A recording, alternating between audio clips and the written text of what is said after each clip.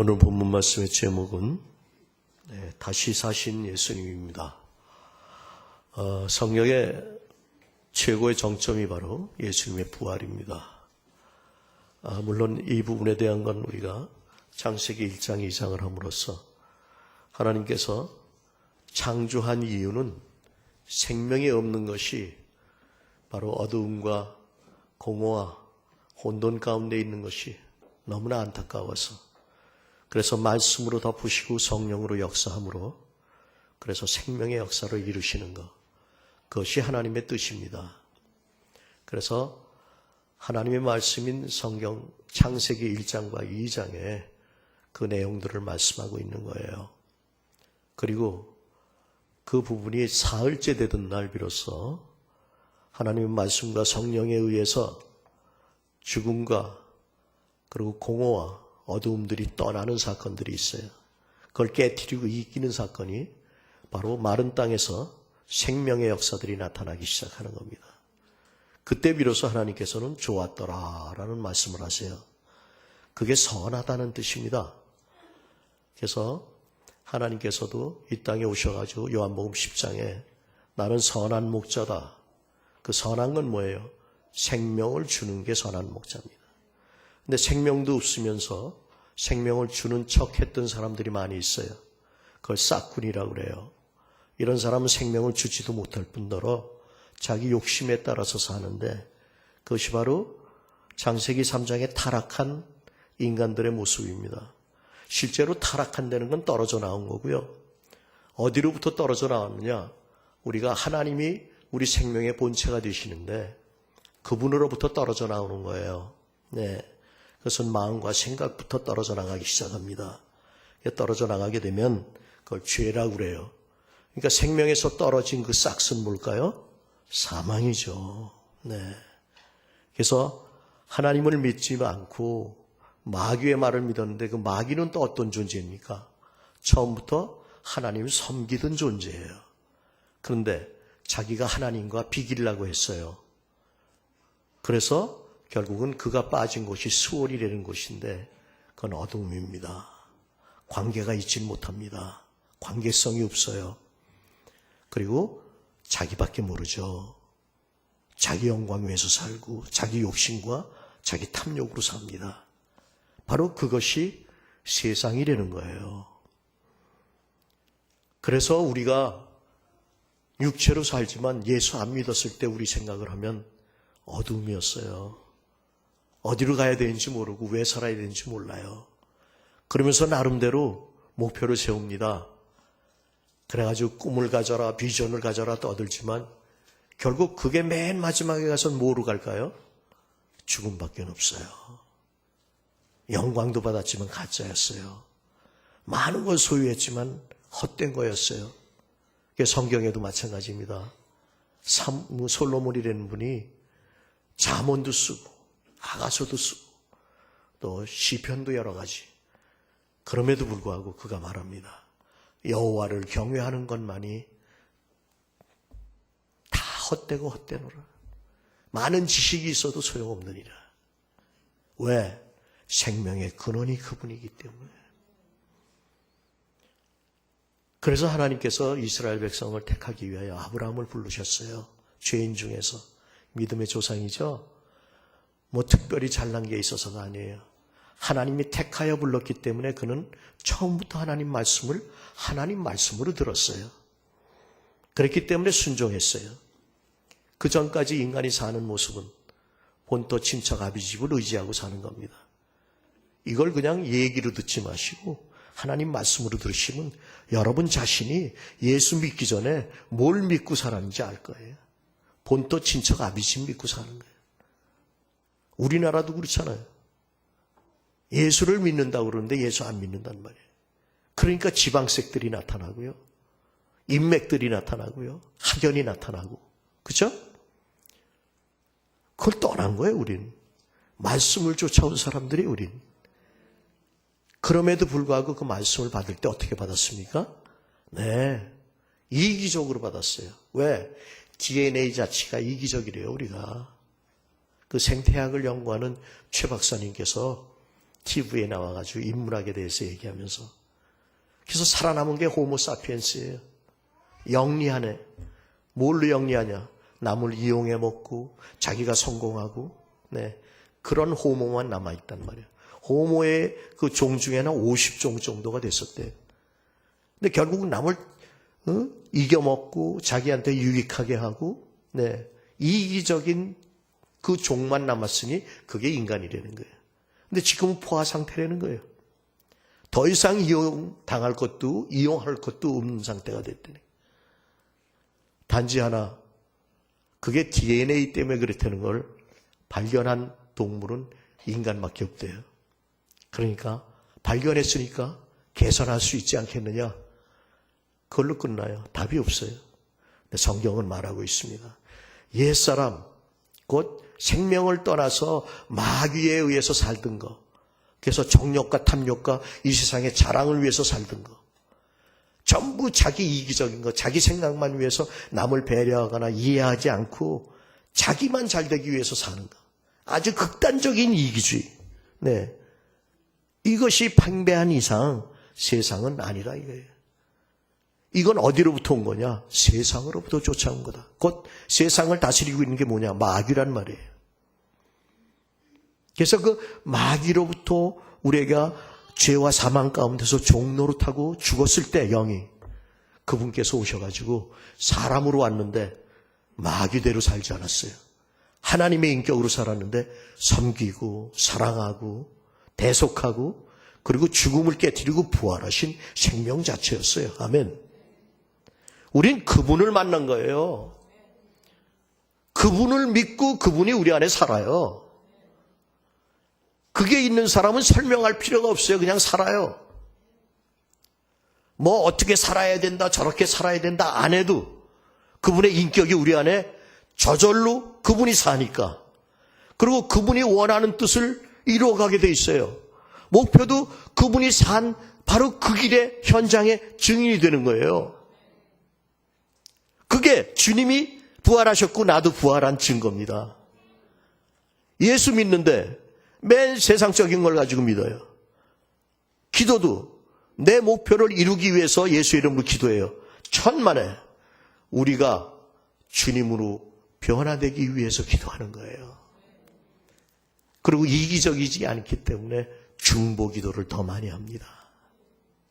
남을 판단하고 뭐 어떻고 그러기 전에 내가 주님 앞에서 말씀에 비춤을 받고 돌이키고 내가 변화됩니다.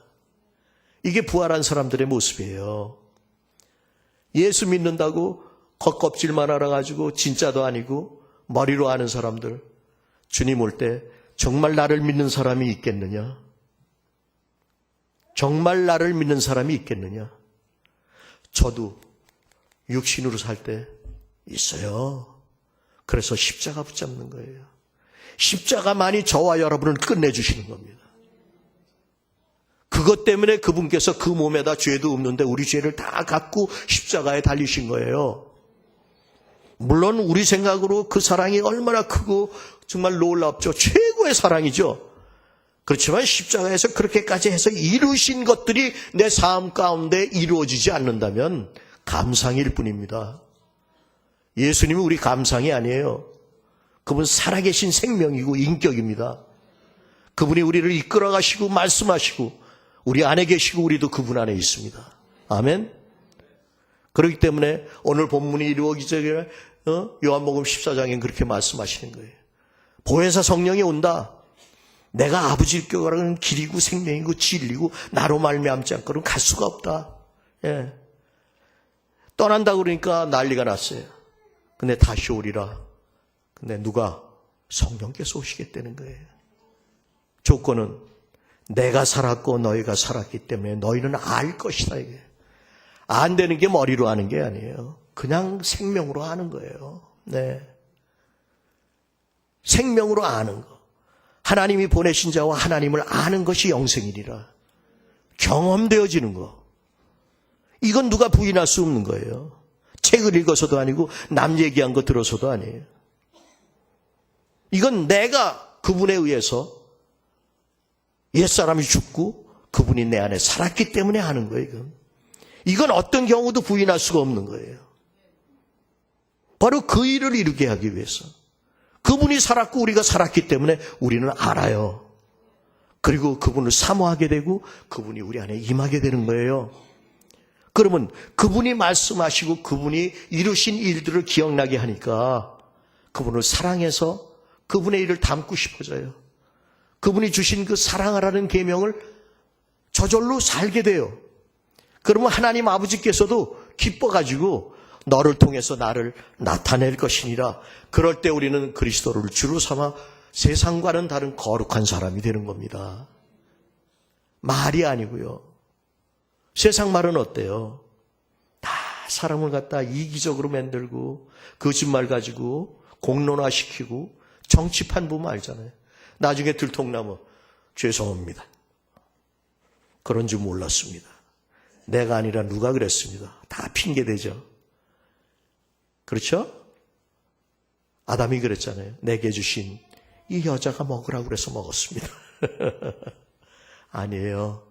주님 앞에서 사세요. 부활한 사람은 자동적으로 주님 앞에서 삽니다. 그분은 만홀히 여김을 받지 않고 심은 대로 거두게 하시는 분입니다. 그분 살아계심을 믿지 않는다면 우리에게 영생도 없는 거예요. 손을 얹고 기도함으로써 병이 낫기도 하고 하늘의 기적의 역사도 나타나고 임재의 누림도 있다 할지라도 가장 하나님께서 기뻐하시고 또 우리도 기뻐할 것은 주님과 같은 생명으로 부활하는 겁니다. 근데 예수를 믿는 순간 성령이 오시고 우리도 부활하게 되는 거예요. 그때 우리의 생각이 바뀌는데 그 바뀌는 걸 뭐라 그래요? 회개한다 그러는 거예요. 혹은 회심한다. 마음이 바뀌어. 어떤 마음이?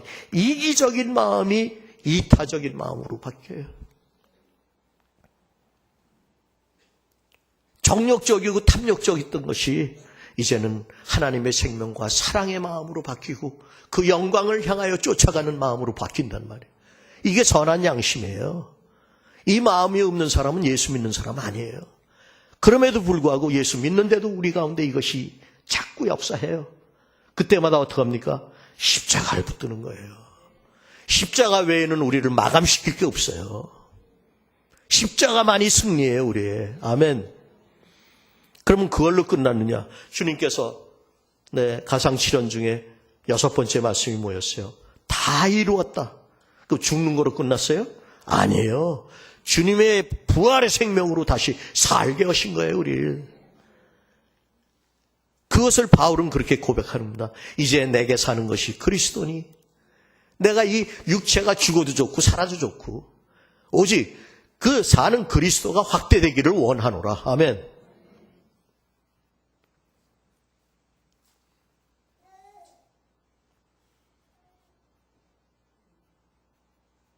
부활의 생명인 주님이 지금 이곳에 오셔서 여러분에게 말씀하십니다. 숨을 불어넣으시면서 나의 생기를 받아라. 창세기 2장에 있었던 흙으로 사람을 지으시고 생기를 불어넣듯이 하나님의 말씀이 영이요 생명입니다. 이 말씀은 하나님의 말씀으로 받으세요. 연구하고 분석하려고 그러지 말아요. 하나도 몰라. 뭘 알아 알긴. 어린아이가 하나님 나라가 임해요.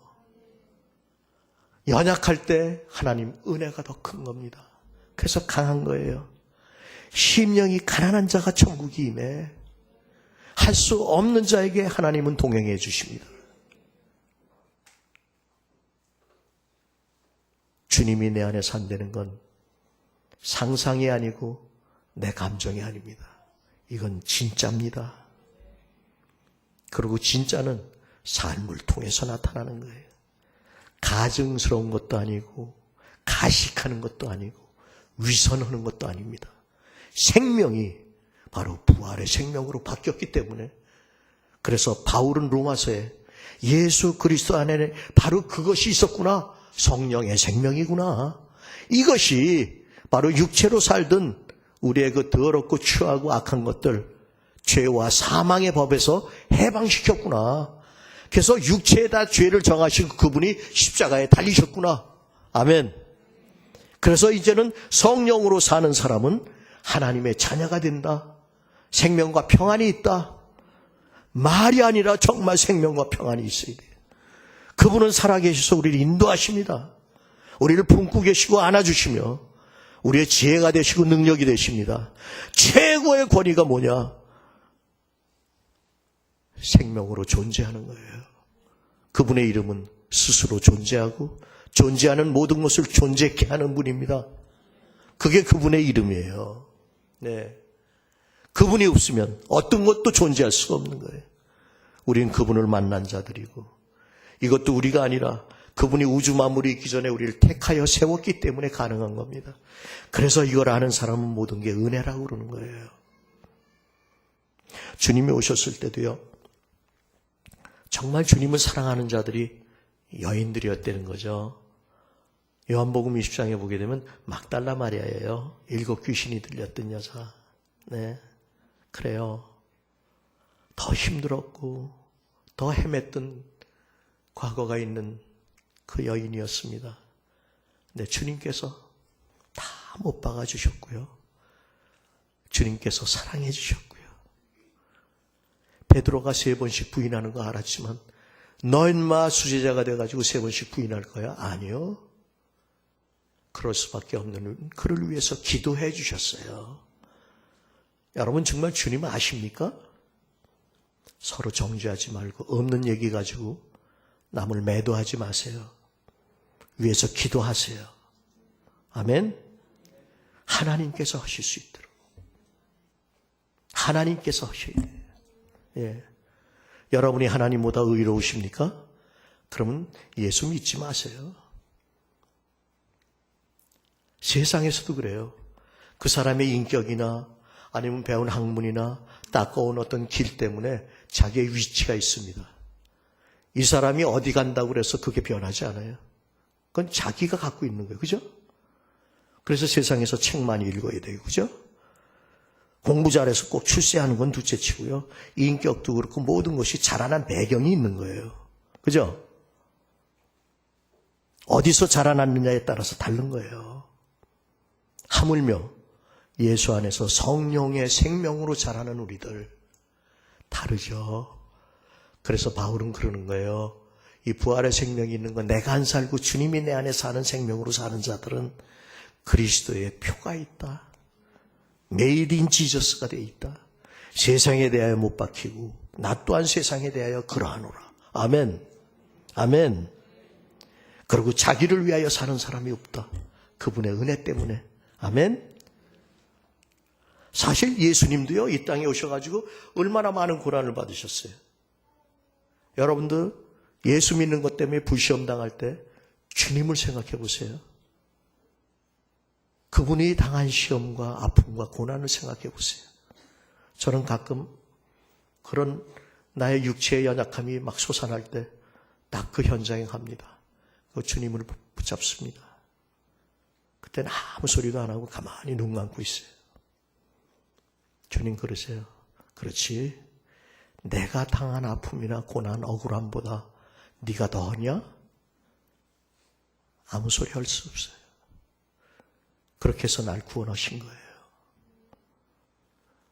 그런 경험이 없다는 우리는 어떤 의미에서 아직도 내 생각과 내 의지에 의해서 예수 믿는 척하는지도 몰라요. 주님이 이 땅에 와서 이루신 것이 성령이 오게 되고 부활의 생명이 있게 되면 그 현장으로 우리 이끌어가요. 그 마음을 갖게 해요. 베드로 보러 네가 날 사랑하느냐 물어보시더니 그래 3번 확증하시고 이제는 네가 네 마음대로 다녔었지만 띠띠고 성령이 이끌어갈 것이라는 거예요. 아멘. 바로 그때 주님이 말씀하시는 거예요. 그래 나와 함께 가자꾸나. 여러분들의 삶을 통해서 예수님을 만나는 사람마다 하늘의 생명을 알았고 사랑을 알았고 어둠에서 빛으로 나왔고 죄에서 의로운 자들이 됐습니다. 귀신 들렸던 자들이 자유케 되고 죽었던 자까지 살아났어요.